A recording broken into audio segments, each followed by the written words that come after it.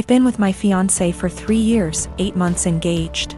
We've had our ups and downs, but for the most part things have been pretty great, until she moved in 6 months ago. We've been combining our lifestyles and finances, basically easing into merging our lives together. The problem is she's a people pleaser, in her own words. She's been in therapy for 6 years, and I guess I never knew how bad it was until moving in with her. A lot of which she's hidden from me. She recently was promoted into accounts payable at her company and realized she is the lowest paid person on payroll. She didn't negotiate a good starting wage, and has never asked for a raise, or had one, despite multiple promotions. She inherited a car a few months ago and sold it. She had offers online from $18,000 to $25,000. But sold it to the first person who showed up for $10,000. She caught someone stealing her bike at college. The woman stealing the bike managed to convince my fiancé that it was actually her bike and my fiancé just let her take it. Despite the fact that she caught the woman cutting her bike lock. Last spring was my 30th birthday and she ordered a giant chocolate cake for the party. The cake normally comes with nuts, but given my allergy for nuts she ordered it without them. Well, when she went to pick it up and it had nuts on it, she just paid for it and brought it home. I couldn't even be in the same room as the cake. Which brings us to tomorrow. My father recently passed away and I need to fly to the other end of the country to get things sorted out with family, attend the funeral, etc. Meanwhile, we recently had a pipe burst in our home, and the contractors will be out tomorrow to fix it. My flight's at 6 a.m. and my fiancé will have to handle it, including all the negotiations because we don't know the extent of the damages. I've been giving it a lot of thought and I just don't trust my fiancé to handle it. And if I can't trust or rely on her to do something like this, how can we really be life partners? I mean, I trust that she is always looking out for me, and has my best interest at heart, but I can't trust her to get things done. We've talked about it a few times before, but it's been unproductive. She's convinced she's just being nice and doesn't like confrontation, then brings up examples of extremely confrontational people. I think she puts her aversion to conflict above her / our long-term goals, and she needs to find a happy medium. She doesn't understand how negatively this is impacting her life. But at the same time, we've had some amazing years together and she really is a great person. We're compatible in almost every other way. My boyfriend and I have been together about a year, and when our city implemented lockdown for the virus, he decided to quarantine with me at my apartment as I live alone and have a nicer apartment, and he has several roommates. Mostly it has been going well, and thankfully we both still have jobs. Except in the first few weeks I started noticing that the bathroom floor was suddenly always wet around the toilet. The sink is across the room from the toilet, so it's unlikely to be from the sink. At first I thought it might be water, but soon realized that it was definitely pee. I asked boyfriend about it nicely, and he apologized and said sometimes he has bad aim. I asked him to try a little harder and he said sure. The floor continued to be frequently spattered with piss. And a few weeks later I confronted him about it again because I think it's pretty gross to step in his pee several times a week. And it seems like an easy thing to fix. If he misses the toilet, I think the very least he could do is make sure to wipe it up with toilet paper or a Clorox wipe. The cleaning supplies even live in a cabinet directly over the toilet. He said sure, sorry, he would try to remember to do that. Another week has passed, and while maybe he's doing this sometimes, I've continued to step in splatters of his pee and wipe it off the floor and clean the floor several times a week. I thought about asking him to just pee into the bathtub or something instead, because I don't understand how you can pee on the floor by accident so often and not notice and not clean it up.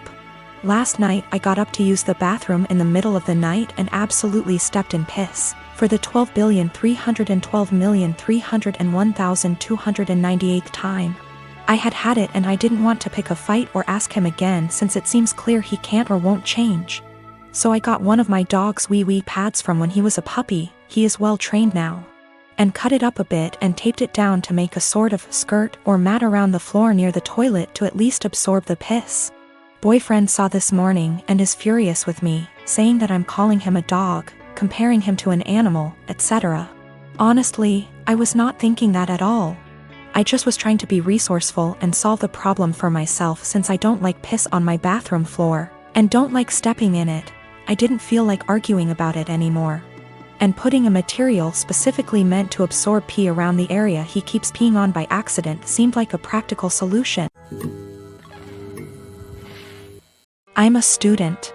I have a student bank account where my college gives me money for transport when we had physical classes or scholarship. These kind of bank accounts have no fees, but are age restricted, can't have one if you're over 25, and need an overseer. When I asked the bank about it, they told me it's just a security thing, so I chosen mom because she's more tech savvy than dad. Well, through some incredible luck I managed to get only top grades last year, so I was awarded a study scholarship. Great! I've been saving it up, looking forward to Worldwide Black Friday, eyeing an amazing drawing tablet. I do digital art on very old intros. The tablet I was eyeing is as big as my monitor. Is a display one and all around amazing. Black Friday rolls in, and Amazon, closest to me, has it in stock at an amazing price. A price I could afford. I was so damn happy, I ordered it. Then I got a notice that the bank refused the card. I emailed Amazon, their customer service is so fast, and we went over the card details and such, making sure it was all right. It was, and they advised me to call my bank. It was odd, I had bought things online in the past with this card and it went through. I had enough money for it, even extra, so I thought maybe they had technical difficulties. But it was too late in the day to call, and they don't work weekends, so I left an email. Only to find out today that for big transactions they ask for agreement from the overseer and that mine canceled the transfer. I was like WTF and confronted mom about it, who throughout the weekend acted oblivious. And she told me that of course she couldn't let me throw money on something I don't need, and that I wouldn't have money for Christmas presents if I bought that. Then she had the audacity to ask me what I was planning to get my family this year. I told her that they won't get anything more than a bread shadow from me, and I went to my room and cried on the carpet. I missed out on the offer. I can't afford the tablet anymore, and it's all because mom wanted Christmas gifts. And no, I won't get her anything. Last year she got me a blouse too small for me that she later took for herself. She can gift herself this year too. Bread shadow, expression for nothing in my language. I'm going to make dad the overseer and also open an account at another bank, a normal one, and transfer the money in small amounts to that one so I don't bother dad with it. Also considering asking him just to be for form and the app to be on my phone so I'll be my own overseer. I am an adult in my country, I'm 20, going to be 21 in April. The law asks my parents to support me until I finish my studies, or at least until I'm 26. But I plan on moving out sooner. I'll do gift my sister and dad, they have nothing to do with the incident and I love them lots. I love mom too, but can't put up with her attitude any longer.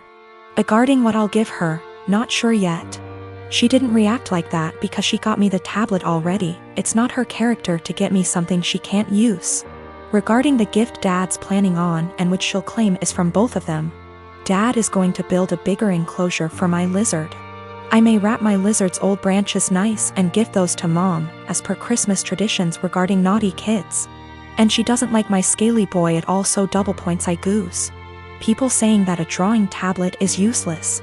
But the question was if I was an A for the way I reacted and my decision to not give her a gift anymore.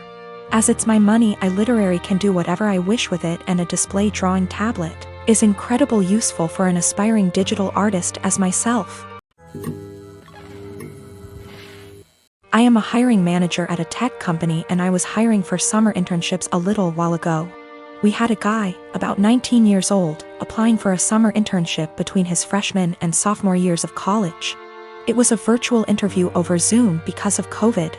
A minute or two in, when I was introducing myself, his mom came in and introduced herself and started talking about her son's work ethic. I thought it was a little strange. I said something polite about wanting to hear from him.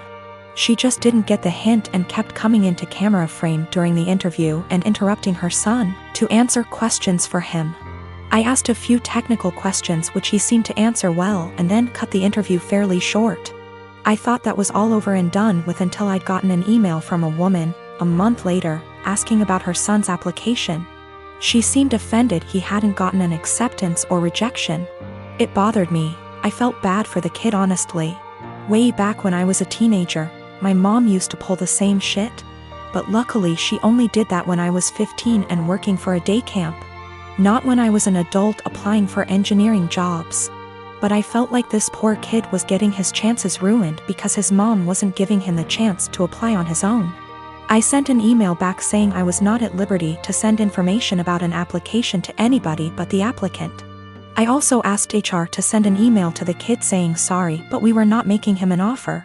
It is something we usually do, but his rejection email must have slipped through the cracks with all the COVID craziness. Anyway, after we sent that, I got a phone call from his mom. She had a forwarded copy of the email, and she was demanding answers.